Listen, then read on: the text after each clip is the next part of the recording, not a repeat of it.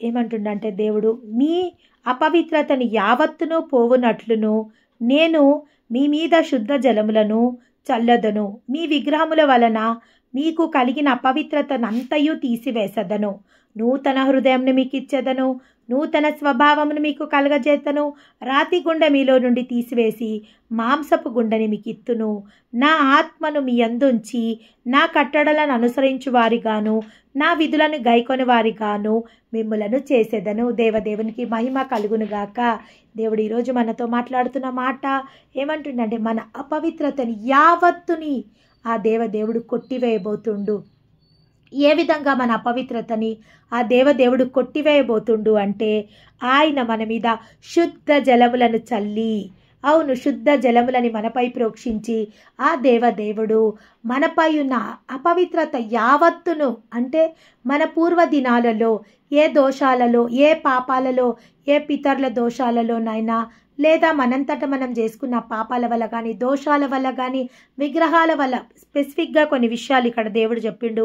విగ్రహాల వల్ల మీకు కలిగిన అపవిత్రతను అంతయు నేను తీసివే, ఐడల్స్ వల్ల మేబీ అవి విగ్రహాలు కావచ్చు, లేదా మనుషులని మనం ఐడల్స్గా చేసుకోవడము కావచ్చు, లేదా మనము ధనంని ఐడల్గా, అంటే ధనాన్ని ఒక విగ్రహంగా చేసుకోవడం కావచ్చు, లేదా స్వనీతిని ఒక విగ్రహంగా చేసుకోవడం కావచ్చు, లేదా ఒక అహంకారాన్ని విగ్రహంగా చేసుకోవడం కావచ్చు. దేన్ని మనము ఒక ఐడల్గా, అంటే ఒక విగ్రహంగా చేసుకొని ఇప్పటి వరకు దేన్ని మనము ఆరాధిస్తున్నాము, అన్నిటికంటే ఎక్కువగా దాని మీద మనసు పెట్టుకొని మనమున్నాము, ఆ అపవిత్రతని యావత్తును, అంటే దాన్ని వదిలేసినా కానీ దాని తాలూకా దోషాలు ఏవైతున్నాయో, అంటే మనము ఒకసారి భూమి పంటను కోసినాక కూడా కింద ఏముంటుందంటే దాని యొక్క సారం ఉంటుంది, అంటే చిన్న చిన్న ముక్కలు, వేర్లు ఆ భూమిలో ఉండిపోతాయి. నెక్స్ట్ పంట వెయ్యాలన్నప్పుడు ఆ పంటని ఆ వ్యవసాయదారుకుడు దున్నడం జరుగుతుంది. దున్నినప్పుడు ఏం చేస్తుంది, నాగలి భూమిలోకి వెళ్ళి లోతుగా వెళ్ళి ఆ యొక్క పంటని దున్నినప్పుడు, ఆ యొక్క దున్నేటప్పుడు ఆ యొక్క వేర్లు, ఆ చిన్న చిన్న కొమ్మలు ఏవైతే ఆ పంట తాలూకా శేషాలు ఏవైతున్నాయో అవన్నీ ఆ భూమిలో నుంచి పెకిలింపబడి బయటికి రావడం జరుగుతుంది. ఎప్పుడైతే ఆ భూమి దున్నబడుతుందో ఆ భూమి చదును చేయబడుతుంది. ఆ చదును చేయబడ్డాక ఆ భూమికి చారలేసి చారలలో విత్తనాలు విత్తి ఆ యొక్క పంటకు నీరు కట్టి కట్టలు కట్టడం జరుగుతుంది. అప్పుడు ఆ యొక్క పంట సమృద్ధిగా పండడం జరుగుతుంది. దేవుని నామానికి మహిమ కలుగు. అదేవిధంగా దేవుడు ఏమంటుండంటే, ఇంకా మన హృదయాలలో ఏవన్నా దేనన్నా విగ్రహం చేసుకున్నామా, ఆనాడు మోషే ఏం చేస్తాడు, దేవదేవుని సన్నిధికి 10 ఆజ్ఞలు గల పలకలు తీసుకురావడానికి వెళ్ళినప్పుడు అహరోన్ అందరు అంటారు, ఏడి మోషే ఎక్కడ పోయిండు మోషే ఎక్కడ పోయిండు, ఏడి మాకు నాయకుడు కావాలా, మాకు నాయకుడు లేనిది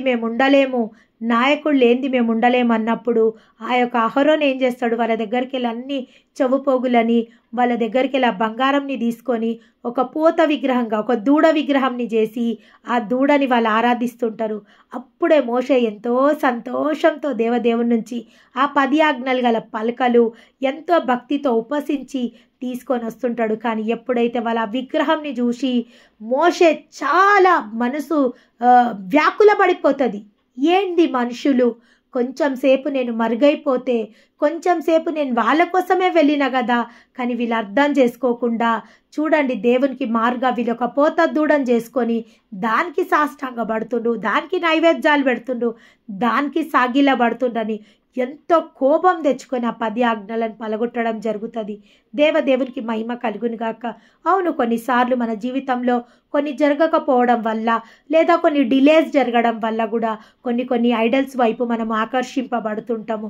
కొన్ని వ్యసనాల వైపు, చాలామంది వ్యసనాలతో బాధపడుతున్న వారికి, అయ్యో బ్రదర్ మీరు ఎందుకు డ్రింక్ చేస్తుండ్రు, మీరు అసలు ఎందుకు ఈ డ్రింక్ని దీని మత్తులో మీరు పడిపోయినరు, ఎందుకంటే వాళ్ళు ఒకటే చెప్తారు, నా మనస్సు బాగలేదు, చాలా నేను మోసపోయినా, చాలా దగ్గర నేను లాసెస్ ఫేస్ చేసిన, అవన్నీ మర్చిపోవడానికి నేను డ్రింక్ చేస్తున్నా, లేదా నాకు టెన్షన్స్ చాలా ఉంటాయి నా ఉద్యోగంలో, ఆ టెన్షన్స్ పోవడానికి నేను స్మోక్ చేస్తున్నా. ఈ విధంగా నెపాల్ అందరు చెప్తుంటారు. అంటే వాళ్ళు వాళ్ళ బలహీనతలని ఒక విగ్రహంగా చేసుకొని దానికి వాళ్ళు బానిసవ్వడం అయిపోతుండ్రు. ఒక విగ్రహాన్ని చేసుకొని వాళ్ళ బలహీనతలని, మన బలహీనతలు కూడా ఒక విగ్రహాలు అంటే మామూలుగా ఈ ఐడల్సే కాదు, విగ్రహాలు అంటే మన బలహీనతలు కూడా విగ్రహాలే. ఎందుకంటే వాటికి మనం లొంగిపోతున్నాము, వాటికి మనం బానిసలైపోతున్నాము, వాటికి మనం బందీలైపోతున్నాము, వాటిని మనం ఆరాధించేస్తున్నాం. అన్నిటికన్నా ఎక్కువగా వాటిని ఆరాధిస్తున్నాం. చూడండి, ఒక తాగుబోతుడికి అన్నిటికన్నా ఎక్కువ దేన్ని ఆరాధిస్తాడు, దేన్ని ఇష్టపడతాడు? తాగుండే. ఏదైనా ఫంక్షన్కి ఎక్కడైనా పిలిచినామంటే ఫస్ట్ తాగబోతే ఏమంటాడు? పార్టీ ఉందా, ఆడ మందు ఉంటుందా అని అడుగుతాడు. కొంతమందికి వాళ్ళ కడిపే వాళ్ళకి ఐడియల్ అయిపోయింది. ఏం తాగుదుము, ఏం తిందుము, ఏది తిని మా కడుపుని తృప్తి పరుచుకుందాము, ఏ మాంసాహారాలు తిని మా మనసుని తృప్తి పరుచుకుందాము, ఏమైనా వాటిని ఏది తిని మా మనసు తృప్తి పడుతుంది అని కొంతమందికి వాళ్ళ కడిపే ఐడియల్ అయిపోయింది. కొంతమందికి వాళ్ళ వ్యసనాలే ఐడియల్ అయిపోయింది. కొంతమందికి డబ్బు ఐడియల్ అయిపోయింది. కొంతమందికి డబ్బు కూడా విగ్రహం అయిపోతుంది. డబ్బు అన్నిటికన్నా ఎక్కువగా వాళ్ళు డబ్బుకే ప్రాముఖ్యత ఇస్తారు. మనుషుల కన్నా, మానవత్వం కన్నా, సేవ కన్నా, దేవుడి కన్నా వాళ్ళు డబ్బుకే ఎక్కువ ప్రాముఖ్యత ఇస్తాడు. అది వాళ్ళకి ఐడియల్ అయిపోతుంది. కొంతమంది భర్తను ఐడియల్ చేసుకుంటారు. భర్తనే ఓయేమో ప్రత్యక్ష దైవం, పతియే ప్రత్యక్ష దైవం అని దేవుని కన్నా ఎక్కువగా భర్తను ఆరాధించేటోళ్ళు ఉన్నారు. వాళ్ళకి భర్తనే ఐడల్. కొంతమంది పిచ్చి ప్రేమ, పిల్లల మీద పిచ్చి ప్రేమకు పిల్లలను విగ్రహాలు చేసుకుండ్రు. కానీ ఇక్కడ దేవుడు ఏమంటుండు? విగ్రహాల నుంచి వచ్చిన ఆ అపవిత్రతని యావత్తునే నేను ఈరోజు పోడగొట్టాలని నిర్ణయించుకున్నా. మీకు దేనివల్ల మీ జీవితంలో అపవిత్రత వచ్చిందో, దేనివల్ల ఆ యొక్క అపవిత్రత మిమ్మల్ని అంటుందో, లేదా మీ కుటుంబ సభ్యులలో ఈ యొక్క అపవిత్రత ఉందో, ఆ అపవిత్రతని ఈ నిమిషం నేను తొలగించాలని నిర్ణయించుకున్నాను. దేవుడు సెలవివ్వడం జరుగుతుంది. చూడండి, మీ అపవిత్రత యావత్తును పోగొట్టునట్టు నేను మీ మీద శుద్ధ జలములను చల్లెదను. దేవునికి మహిమ కలుగును గాక. ఈరోజు మనందరి మీద దేవుడు శుద్ధ జలములను చల్లుతున్నందుకు ఆయన నామానికి మహిమ. అవును, ఏ బలహీనతని మనం విగ్రహంగా చేసుకున్నామో, ఏ వ్యసనాన్ని మనము విగ్రహంగా చేసుకున్నామో, ఏ ఒక్క అలవాటు కూడా ఒక ఐడలే, ఏ ఒక్క అలవాటుని మనము వ్యసనంగా చేసుకున్నామో వాటినన్నిటి నుంచి దేవుడు ఈరోజు మనకు విడుదలనివ్వబోతుండు. దేవునికి మహిమ కలుగునుగాక. ఇంకేమంటుండు? మీ విగ్రహముల వలన మీకు కలిగిన అపవిత్రతనంతని తీసివేసెదను, నూతన హృదయాన్ని మీకు ఇచ్చేదను. దేవునికి మహిమ కలుగునుగాక. ప్రతి ఒక్క అపవిత్రతని ఈరోజు దేవుడు మన నుంచి తొలగించి నూతన హృదయాన్ని మనకి ఇవ్వబోతున్నందుకు దేవునికి మహిమ కలుగు. అంటే దేవుడు మన హృదయాన్ని దున్నిండు, మన హృదయాన్ని ఏం చేయబోతుండు? దున్నబోతుండు. దాంట్లో ఉన్న కలుపులు, చీడపిడలు మొత్తంని తీసివేసి దాన్ని చదును చేసి మన అపవిత్రతని యావత్తును కొట్టివేసి, అంటే మనము ఫలించే సమయము ఆసన్నమైంది అని దేవుడు చెప్పడం జరుగుతుంది. మనము ఫలించే సమయం ఆసన్నమైంది. కొంతమంది ఇప్పుడు పరీక్ష కాలంలో ఉన్నారు, కొంతమంది ఓర్పు కాలంలో ఉన్నారు, కొంతమంది పరీక్ష కాలంలో ఉన్నారు, కొంతమంది నిరీక్షణ కాలంలో ఉన్నారు. నిరీక్షణ కాలంలో ఉన్న ప్రతి ఒక్కరి నిరీక్షణని దేవుడు సంపూర్తి చేసి వారిని శాశ్వతమైన దీవెనలలోకి నడిపింపబోతున్నందుకు ఆ దేవునికి మహిమ కలుగును గాక. లేదా పరీక్షలో ఉన్న వారిని దేవుడు నిరీక్షణలోకి తీసుకురాబోతున్నాడు. God is going to promote us. దేవునికి మహిమ కలుగును గాక. అంటే ఒక మెట్టుని దేవుడు ఈరోజు మనం ఎక్కించబోతుండు. కొంతమంది అయితే మొత్తము దీవెనల దగ్గరికి తీసుకొస్తుండు. దేవునికి మహిమ కలుగును గాక. ఇంకేమంటుండంటే, నూతన హృదయంని మీకు ఇచ్చేదను, నూతన స్వభావంని మీకు కలగజేసేదను. ఆ దేవుడు నూతన హృదయమునే మనకి ఇవ్వడం కాదు, నూతన స్వభావంని కూడా ఆ దేవుడు మనకి ఇవ్వబోతున్నందుకు ఆయన నామానికే మహిమ కలుగును గాక. నూతన హృదయం మీకు ఇచ్చేదను, నూతన స్వభావమును మీకు కలగజేతను. రాతి గుండని మీలో నుంచి తీసివేసి మాంసపు గుండని మీకు ఇచ్చేదను. నా ఆత్మ మీ యందుంచి దేవదేవునికి మహిమ కలుగునుగాక. నూతన స్వభావమును, నూతన హృదయముని మనకివ్వబోతున్న దేవదేవునికి మహిమ కలుగునుగాక. నూతన ఆత్మని మనకివ్వబోతున్న దేవదేవునికి మహిమ కలుగునుగాక. నూతన ఆత్మని, నూతన స్వభావంని ఆ దేవదేవుడు మనకివ్వబోతున్నందుకు ఆయన నామానికే మహిమ కలుగునుగాక. రాతి గుండెకు మారుగా ఆయన మాంసపు గుండెని మనకివ్వబోతుండు. అంటే ఇప్పటి వరకు ఏ విషయంలో నీ హృదయం కఠినమైపోయి ఉందో, ఏ విషయంలో నీ హృదయము క్షమించలేని తనంలో ఉందా, లేదా ఎవరి మీద కోపంతో ఉందా, క్షమించలేని తనంగా ఉందా, లేదా నీ మీద నీకే అసహ్యమైన స్థితిలో నువ్వు ఉన్నావా, లేదా నిన్ను నువ్వే ద్వేషించుకునే స్థితిలో ఉన్నావా, లేదా ఇతరులు నిన్ను ద్వేషించే స్థితిలో ఉన్నావా, ఏ విషయంలో ఈరోజు నీ యొక్క హృదయము రాతి వలె మారిపోయిందో దేవదేవుడు ఆ రాతి గుండెని మాంసపు గుండెగా మార్చబోతున్నందుకు ఆ దేవదేవునికి మహిమ కలుగునుగాక.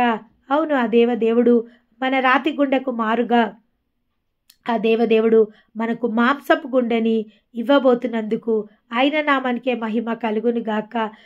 ఆయన యొక్క ఆత్మని దేవదేవుడు మనకు అనుగ్రహింపబోతున్నందుకు ఆయన నామానికే మహిమ కలుగునుగాక.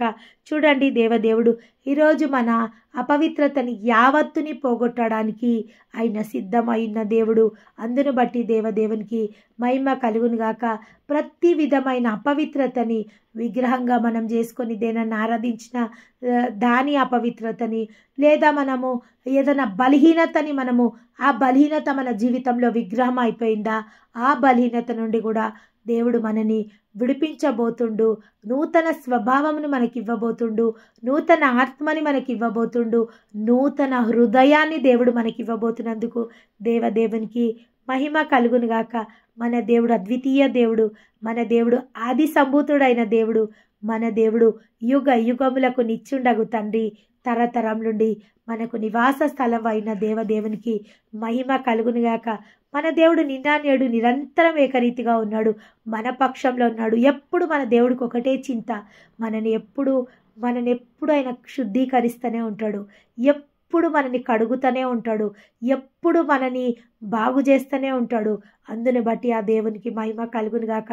ఒక తల్లి చూడండి, బిడ్డ ఎన్ని మార్లు మురికి చేసుకున్నా, బిడ్డ ఎన్ని మార్లు బట్టలు మురికి చేసుకున్నా, తన దేహాన్ని మురికి చేసుకున్నా, ఆ తల్లి ప్రతిరోజు శ్రద్ధతో ఆ బిడ్డ మురికినంతా గడుగుతుంటుంది.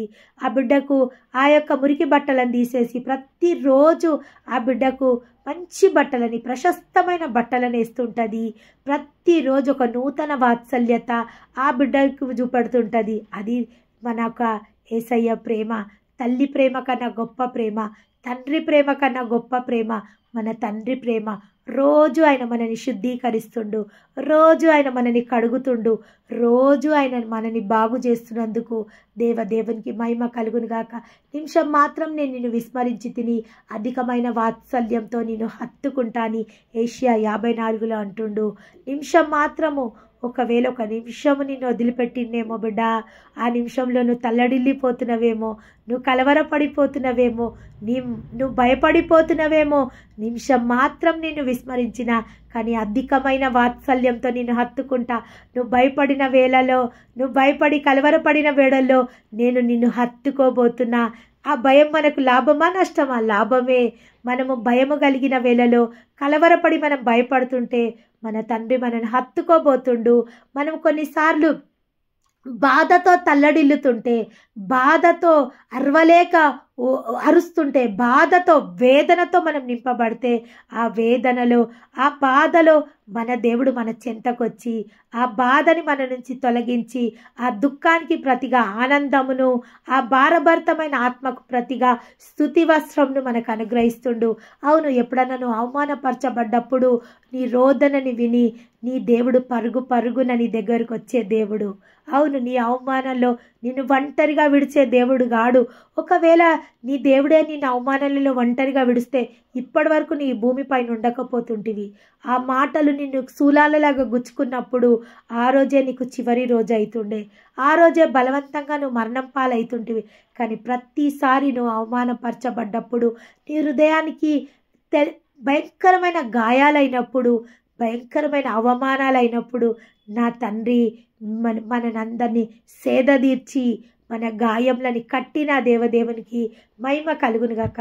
ఓదార్పు మన తండ్రి నుంచే మనకు, బలము మన తండ్రి నుంచే, ప్రభావం మన తండ్రి నుంచే, నూతన స్వభావం మన తండ్రి నుంచే మనకు వస్తుంది, పరిశుద్ధత మన తండ్రి నుంచే మనకు వస్తుంది, పవిత్రత మన తండ్రి నుంచి వస్తుంది. మనం చేయాల్సింది ఒక్కటే మనం ఆయనకు సరెండర్ చేసుకోవాలి.